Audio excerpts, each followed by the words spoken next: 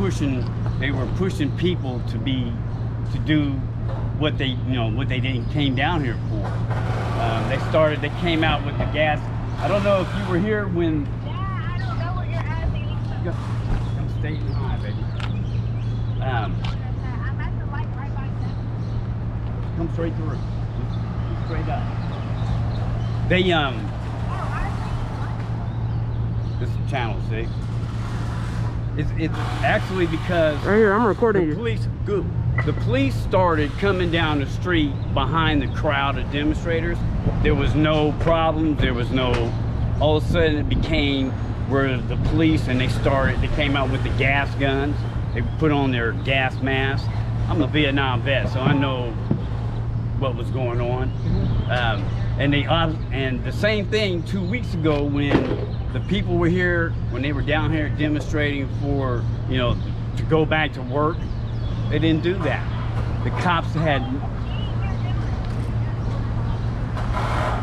did none of what they did last night. I came down here just on the bus a week ago, 2 weeks ago, and they didn't do any of the policing that they were doing. They were policing us. Okay, just come straight up. I'm sorry. You're fine. Just tell me about last night. What was it like? What did you see again? When I came down, just going to the store, the high street was closed, and the police department from this side of High Street down to, they started closing in. They started coming and closing in on the people, and that really started inciting some bad behaviors. None of this, when I was down here, none of this had gone on. But the police, though, when they got to Broad and High, they all enclosed, and which actually really started the inactions of the people. They weren't down here to destroy anything. We've already been, killed for that, but last night the police, they were enticing the riot. Seeing all of this morning, everybody boarding up, the glass broken and all that, what do you think about that? It wasn't necessary, but what came about it is how the police were doing. They were policing. I said, are you here to protect us or to police us? There's a big difference. I know what policing means. That's what they do here a lot with the minority people, not just blacks. They were policing.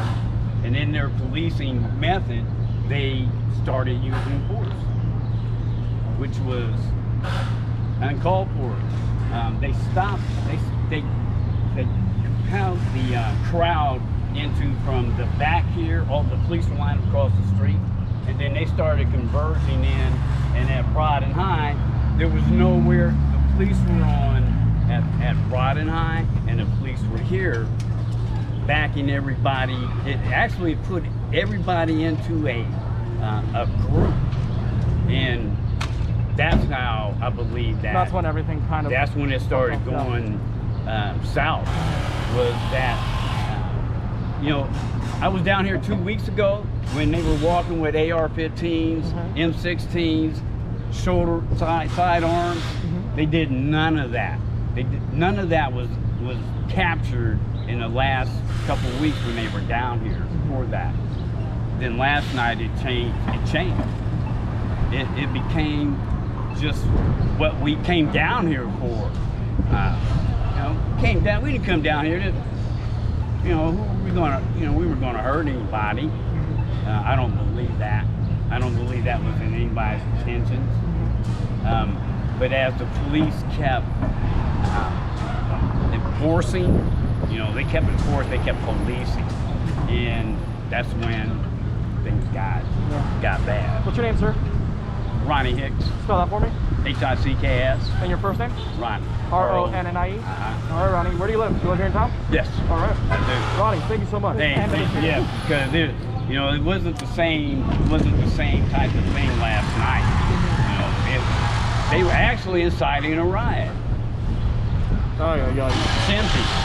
They were tempting. So, by closing everybody in. Yeah. And that didn't happen when they were down here for this. I don't think you come down here and cover that. They didn't do that. You know, they were kicking people off the sidewalk. Now, 2 weeks ago, the demonstrators were out on High Street themselves, but they weren't told they couldn't walk down the sidewalk. Yeah.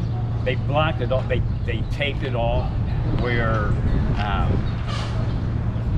didn't have the right to go, to, you know, the freedom to continue. So it was all in turn by